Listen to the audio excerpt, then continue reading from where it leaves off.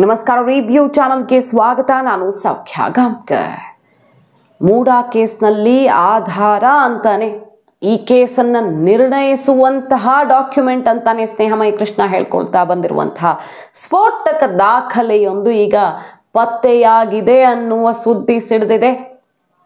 ಹಾಗಾದ್ರೆ ಹೈಕೋರ್ಟ್ಗೆ ಸಲ್ಲಿಕೆಯಾಗಿರುವಂತಹ, ಹೈಕೋರ್ಟ್ ಮುಂದೆ ಈಗ ದಿಢೀರಂತ ಪ್ರತ್ಯಕ್ಷ ಆಗಿರುವಂತಹ ಆ ದಾಖಲೆ ಯಾವುದು? ವೈಟ್ನರ್ ಹಾಕಿ ಮರೆಮಾಚಲಾಗಿದೆ ಅಂತ ಏನು ಹೇಳಲಾಗಿದೆಯಲ್ವಾ, ಅದರ ಮೂಲ ಪ್ರತಿಯೇ ಪತ್ತೆ ಇಲ್ಲ ಅನ್ನುವಂಥ ಆರೋಪ ಕೇಳಿಬಂದಿತ್ತು. ಆ ಒಂದು ದಾಖಲೆ ಮೇಲೆ ಸಿದ್ದರಾಮಯ್ಯನವರ ತಪ್ಪು ಸರಿ ನಿರ್ಧರಿಸಲ್ಪಡುತ್ತೆ, ಅಲ್ಲೇ ಇರೋದೆಲ್ಲ ಅದಕ್ಕೆ ನಾಪತ್ತೆಯಾಗಿದೆ ಅನ್ನೋ ರೀತಿಯಲ್ಲಿ ಆರೋಪಗಳು ಕೇಳಿಬಂದಿದ್ವು ದೂರುದಾರರ ಕಡೆಯಿಂದ. ಹೈಕೋರ್ಟಲ್ಲಿ ಬೇರೆ ಬೇರೆ ಕಡೆಗಳಲ್ಲೆಲ್ಲ ಇದೇ ವಿಚಾರದ ಮೇಲೆ ವಾದ ಪ್ರತಿವಾದಗಳು ನಡೆದಿದ್ವು. ಹೈಕೋರ್ಟ್ಗೆ ಹಾಕಿದ್ದಂತಹ ರಿಟ್ ಅರ್ಜಿಯಲ್ಲೂ ಅದನ್ನು ಸಲ್ಲಿಕೆ ಮಾಡದೆ, ರಾಜ್ಯಪಾಲರು ಕೊಟ್ಟಂತಹ ಉತ್ತರದಲ್ಲೂ ಕೂಡ ಅದನ್ನು ಅಟ್ಯಾಚ್ ಮಾಡಿರಲಿಲ್ಲ ಅನ್ನೋ ಆರೋಪವೂ ಕೂಡ ಕೇಳಿಬಂದಿತ್ತು. ಮರೆಮಾಚ್ತಿದ್ದಾರೆ ಅಂತ. ಈಗ ಅದು ಪತ್ತೆಯಾಗಿದೆ ಮತ್ತು ಮುಖ್ಯಮಂತ್ರಿಗಳಿಗೆ ದೊಡ್ಡ ಸಂಕಷ್ಟ ತಂದಿಡಲಿದೆಯಾ? ಮತ್ತೊಂದು ಕಡೆಗೆ ಕುಮಾರಸ್ವಾಮಿಯವರು ಮೂಡಾ ಕೇಸ್ನಲ್ಲಿ ಒಂದು ಸ್ಫೋಟಕ ವಿಚಾರವನ್ನು ಹೊರಗಡೆ ತೆಗೆದಿದ್ರು. ಈಗ ಅದಕ್ಕೆ ಸಂಬಂಧಪಟ್ಟಂತೆ ಇಡಿಯಿಂದ ಸ್ಫೋಟಕ ಸಾಕ್ಷಿ HDK ಹೇಳಿದ್ದಕ್ಕೆ ದೊಡ್ಡ ಸಾಕ್ಷಿಯನ್ನ, ದಾಖಲೆಯನ್ನ ತೆರೆದಿಡ್ತಾ ಇಡಿ. ಅದಕ್ಕೆ ಸಂಬಂಧಪಟ್ಟಂತೆ ಎಲ್ಲ ಲಿಂಕ್ಗಳು ಈಗ ಓಪನ್ ಆಗಿದ್ದಾವೆ. ಮಾಹಿತಿ 1 by 1 ನಿಮ್ಮ ಮುಂದೆ ಇಡ್ತಾ ಹೋಗ್ತೀವಿ. ಮಿಸ್ ಮಾಡದೆ ನಮ್ಮ ಚಾನಲ್ನ ಸಬ್ಸ್ಕ್ರೈಬ್ ಮಾಡಿ, ನಿಮ್ಮ ಅಭಿಪ್ರಾಯ ಕಮೆಂಟ್ ಮಾಡಿ ತಿಳಿಸಿ. ವೀಕ್ಷಕರೇ, ಇವತ್ತು ಒಂದು ಕಡೆ ಸಮಾವೇಶ, ಶಕ್ತಿ ಪ್ರದರ್ಶನ. ಯತೀಂದ್ರ ಸಿದ್ದರಾಮಯ್ಯನವರು ಸ್ಪಷ್ಟಪಡಿಸ್ತಾ ಇದ್ದಾರೆ, ಸಿದ್ದರಾಮಯ್ಯನವರ ಬೆನ್ನಿಗೆ ಮೂಡಾ ಕೇಸ್ನಲ್ಲಿ ಜನತೆ ನಿಂತಿದ್ದಕ್ಕೆ ಧನ್ಯವಾದವನ್ನು ಅರ್ಪಿಸುವಂಥ ಕಾರ್ಯಕ್ರಮ ಇದು. ಶಕ್ತಿ ಪ್ರದರ್ಶನ ಅಂತ ಏನಲ್ಲ, ಪಕ್ಷಕ್ಕೆ ಬಲ ಬರುತ್ತೆ ಅನ್ನೋ ಕಾರಣಕ್ಕೆ ಪಕ್ಷದ ವೇದಿಕೆಯಲ್ಲೇ ಮಾಡಿ ಅಂತ ಹೈಕಮಾಂಡ್ ಹೇಳಿದೆ. ಇದರಿಂದ ಇನ್ನೂ ಒಳ್ಳೆಯದೇ ಆಯಿತು ಬಿಡಿ ಅಂತಿದ್ದಾರೆ. ಅಲ್ಲಿಗೆ ಇದು ಮೂಡಾ ಕೇಸ್ಗೆ ಸಂಬಂಧಪಟ್ಟಂತೆ ಇಮೇಜ್ ಡ್ಯಾಮೇಜ್ ಆಗಿದ್ರೆ ಸರಿಪಡಿಸಿಕೊಳ್ಳುವಂಥ ಸಮಾವೇಶ ಅನ್ನೋದನ್ನು ಒಪ್ಪಿಕೊಂಡಂಗಾಯ್ತು ಯತೀಂದ್ರ ಸಿದ್ದರಾಮಯ್ಯನವರೇ.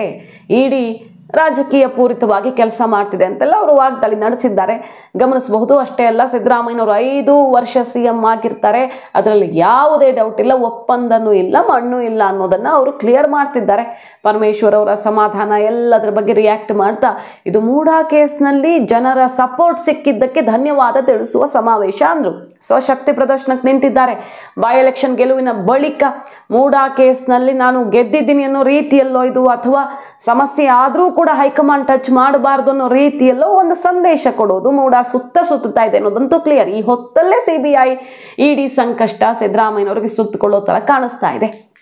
ನೋಡಿ, CBI ಕೊಡಬೇಕು ಅನ್ನೋ ಕೇಸಲ್ಲಿ ಈಗ ಕಾನೂನು ಕುತೂಹಲ ಇವತ್ತು. ಯಾಕಂದರೆ ಹೈಕೋರ್ಟ್ನಲ್ಲಿ ಕೇಸ್ ಇದೆ.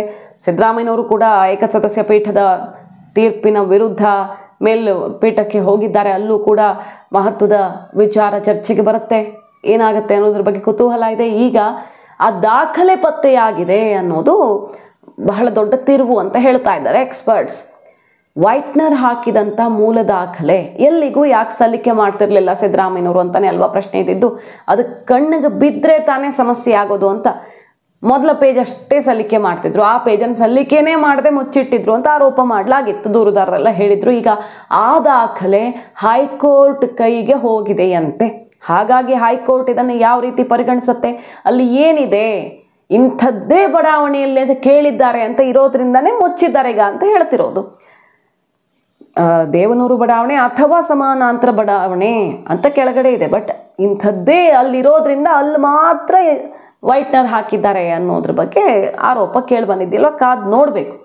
ಇಡಿ ಕೂಡ ಆ ವೈಟ್ನರ್ ಹಾಕಿದ್ದ ದಾಖಲೆಯನ್ನು ವಶಪಡಿಸಿಕೊಂಡಿದ್ರ ಬಗ್ಗೆ ಮಾಹಿತಿಗಳು ಸಿಡಿದಿದ್ವು.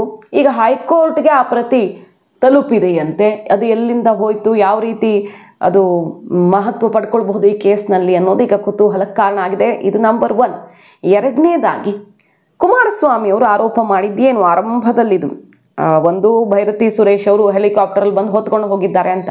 ಅದು ಇತ್ತೀಚೆಗೆ ಬಹಳ ಗಂಭೀರ ಸ್ವರೂಪ ಪಡ್ಕೊಳ್ತು. ಆರಂಭದಲ್ಲೇ ಕುಮಾರಸ್ವಾಮಿ ಅವರು ಹೇಳಿದ್ರು ದಾಖಲೆಯನ್ನು ನಾಪತ್ತೆ ಮಾಡಿದ್ದಾರೆ ಅಂತ ಆರೋಪ ಮಾಡಿದ್ರು. ಅದ್ರ ಜೊತೆಗೆ ಒಬ್ಬ ತೀರ್ಕೊಂಡ ವ್ಯಕ್ತಿ ಹೆಸರಲ್ಲಿ ಇನ್ನೊಬ್ಬ ವ್ಯಕ್ತಿ ಹಾಕಿ, ಅವ್ರ ಮಗ ಆಗಲಿ ಯಾರಾದರೂ ಆಗಲಿ, ಅದಕ್ಕೆ ಪೂರಕ ದಾಖಲೆಗಳನ್ನು ಕೊಡದೆ ಸತ್ತವನ ಹೆಸರಲ್ಲಿ ಡಿನೋಟಿಫಿಕೇಶನ್ ಹೆಂಗೆ ಮಾಡಿಸ್ಕೊಂಡ್ರು. ಇದು ಒಂದು ಪಾಯಿಂಟ್ ಸಾಕು ನೋಡಿ ಸಿದ್ದರಾಮಯ್ಯನವ್ರು ಲಾಕ್ ಆಗೋಕೆ ಅಂತ ವಾಗ್ದಾಳಿ ನಡೆಸಿದ್ದು ನೆನಪಿದೆ ನಮಗೆ. ಈಗ ನೋಡಿ, ಇಡಿ ಏನನ್ನ ತೆರೆದಿಟ್ಟಿದೆ, ಲೇಔಟ್ ಪ್ಲ್ಯಾನ್ ಪ್ಲಾನ್ಗೆ ಸಮಸ್ಯೆ ಆದರೂ ಅಕ್ರಮವಾಗಿ ಇಲ್ಲಿ ಡಿನೋಟಿಫಿಕೇಶನ್ ಮಾಡಲಾಗಿದೆ ಅನ್ನೋದನ್ನು ಹೇಳ್ತಾ ಹೋಗುತ್ತೆ. ಡೀಟೇಲ್ ಆಗಿ ಏನು ಹೇಳಿದೆ ನೋಡಿ, ಕುಮಾರಸ್ವಾಮಿ ಅವರು ಹೇಳಿದ್ದ ಅವತ್ತು ನೆನಪು ಮಾಡಿಕೊಂಡ್ರೆ ನಾವು, ಇಡಿ ಇವತ್ತು ಇನ್ವೆಸ್ಟಿಗೇಷನಲ್ಲಿ ಹೊರ ತೆಗೆದಿರೋ ವಿಚಾರಗಳೇನೇನು, ಡಿನೋಟಿಫಿಕೇಶನ್ ವೇಳೆ ಸಿದ್ದರಾಮಯ್ಯನವರು ಶಾಸಕ DCM ಆಗಿದ್ರು ಮತ್ತು ಮೂಡ ಸದಸ್ಯರಾಗಿದ್ರು ಅನ್ನುವ ವಿಚಾರವನ್ನು ಉಲ್ಲೇಖ ಮಾಡಿರೋದು. ಕೆಸರೆ ಗ್ರಾಮದ ಜಮೀನು ಭೂಸ್ವಾಧೀನದಿಂದ ಕೈ ಬಿಟ್ಟ ಪ್ರಕ್ರಿಯೆ ಕಂಪ್ಲೀಟ್ ಆಗಿ ದೋಷಪೂರಿತವಾಗಿದೆ.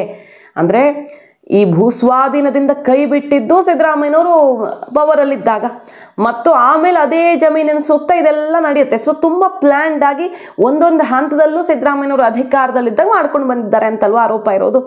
ಏನು ಮಾಡಿದ್ದಾರೆ ಅಂತ ನೋಡಿ, 3.16 ಎಕರೆ ಭೂಸ್ವಾಧೀನದ ವೇಳೆ ಮಾಲೀಕ ಬದುಕೇ ಇರಲಿಲ್ಲ. ಭೂಮಿ ಡಿನೋಟಿಫಿಕೇಶನ್ಗೆ ಯಾರು ಅರ್ಜಿ ಹಾಕೋದು? ನಿಂಗ ಅಥವಾ ಜವರನ್ನ ಮಗ ದೇವರಾಜು ಅರ್ಜಿ ಹಾಕ್ತಾರೆ. ಕುಟುಂಬಸ್ಥರ ಒಪ್ಪಿಗೆ ಇಲ್ಲದೆ, ಬೇರೆಯವರೆಲ್ಲ ಇರ್ತಾರಲ್ವ, ಕುಟುಂಬಸ್ಥರ ಸಹಿ ಬೇಕು, ಎಷ್ಟು ಜನ ಇರ್ತಾರೆ, ವಂಶವೃಕ್ಷದ ಡೀಟೇಲ್ಸ್ ಬೇಕು. ಡಿನೋಟಿಫಿಕೇಶನ್ಗೆ ಅವರು ಒಬ್ಬರೇ ಮನವಿಯನ್ನು ಸಲ್ಲಿಸ್ತಾರೆ. ಆ ನಿಂಗ ಅನ್ನೋರು ಅಂದರೆ ದೇವರಾಜು ತಂದೆ ತೀರ್ಕೊಂಡಿದ್ದಂತಹ ಬಗ್ಗೆ ಸಾಕ್ಷಿ, ಡೆತ್ ಸರ್ಟಿಫಿಕೇಟ್ ಸಲ್ಲಿಕೆ ಮಾಡಬೇಕು, ಉತ್ತರಾಧಿಕಾರಿ ನಾನು ಅನ್ನೋ ದಾಖಲೆಯನ್ನು ಸರ್ಟಿಫಿಕೇಟನ್ನು ಕೊಡಬೇಕು, ವಂಶವೃಕ್ಷ ಸಲ್ಲಿಕೆ ಮಾಡಬೇಕು. ಇದು ಯಾವುದೇ ಇಲ್ಲ. ನಿಂಗ ಅನ್ನೋರು ಜಮೀನಿನ ಮಾಲೀಕ ತೀರ್ಕೊಂಡಿರ್ತಾರೆ, ಅವರ ಮಗ ಅರ್ಜಿ ಹಾಕಿರ್ತಾರೆ, ಬಟ್ ಯಾವುದೇ ದಾಖಲೆಗಳನ್ನು ಕೊಟ್ಟಿಲ್ಲ. ಯಾವುದೇ ಒಂದು ಸಣ್ಣ ದಾಖಲೆಯೂ ಇಲ್ಲದೆ, ಪರಿಶೀಲನೆ ಮಾಡದೆ ದೇವರಾಜು ಅರ್ಜಿಯನ್ನು ಮಾನ್ಯ ಮಾಡಲಾಗಿದೆ. ಸುಲಭನ ಭೂಸ್ವಾಧೀನ ಪ್ರಕ್ರಿಯೆಯಿಂದ ಕೈ ಬಿಡಿಸ್ಕೊಳ್ಳೋಕೆ ಒಬ್ಬ ಸಾಮಾನ್ಯ ಮನುಷ್ಯ ಹೋಗಿ ಏನು ಬೇಕಾದರೂ ಮಾಡಿಸ್ಕೊಳ್ಬೋದಾ? ಆದರೆ ಇಲ್ಲಿ ದಾಖಲೆನೂ ಇಲ್ಲದೆ ಓಕೆ ಮಾಡಿಬಿಟ್ಟಿದ್ದಾರೆ. 97ರ ಜುಲೈನಲ್ಲಿ ಮೂಡಾದಿಂದ 3.16 ಎಕರೆ ಭೂಮಿ ಡಿನೋಟಿಫಿಕೇಶನ್ ಆಗುತ್ತೆ. ಈ ರೀತಿ ಆಗೋಕೆ ಹೇಗೆ ಸಾಧ್ಯ? ಇಲ್ಲಿ ಸಿದ್ದರಾಮಯ್ಯನವರು ಇದೆಲ್ಲ ಆಗುವಾಗ ಏನಾಗಿದ್ರು ಅನ್ನೋದನ್ನು ಇಡಿ ಹೊರಗಡೆ ಇಟ್ಟಿರೋದು.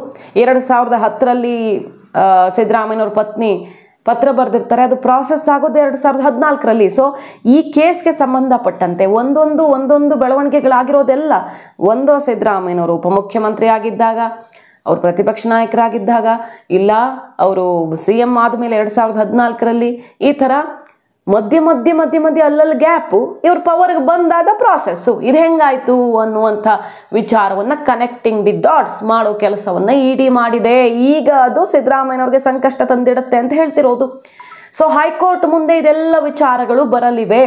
ಯಾಕಂದರೆ ಲೋಕಾಯುಕ್ತ ರಿಪೋರ್ಟನ್ನು ಕೇಳಿದೆ, ಲೋಕಾಯುಕ್ತ ತನಿಖೆಯಲ್ಲಿ ಏನು ಸಿಕ್ಕಿದೆ ಹೇಳಿ ನಮಗೆ ಅಂತ ಹೈಕೋರ್ಟ್ ಕೇಳಿರೋದ್ರಿಂದ ಇಡಿ ಪತ್ರದ ಬಗ್ಗೆಯೂ ಅಲ್ಲಿ ಕೂಲಂಕಷ ಎಲ್ಲ ವಿವರಣೆಯನ್ನು ಪಡ್ಕೊಳ್ಳೋದ್ರಿಂದ ಈಗಾಗಲೇ ಸ್ನೇಹಮಯಿ ಕೃಷ್ಣ ಒಂದಕ್ಕಿಂತ ಒಂದು ಸ್ಫೋಟಕ ದಾಖಲೆಗಳನ್ನು ಮೂಡಾ ಕೇಸ್ನಲ್ಲಿ ತೆಗೆದಿರೋದ್ರಿಂದ ಈ ಕೇಸ್ CBIಗೆ ಹೋಗೋದು ಫಿಕ್ಸಾ?